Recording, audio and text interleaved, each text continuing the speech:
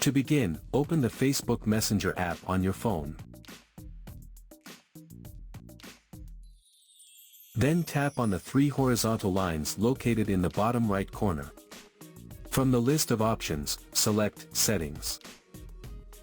Scroll down and find the Preferences section.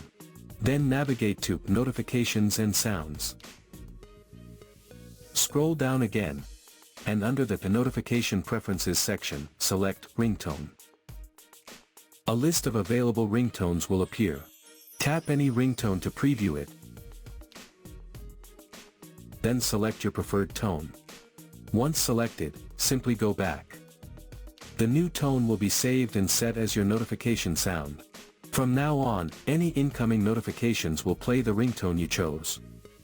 So that's how you can change notification ringtone on Facebook Messenger.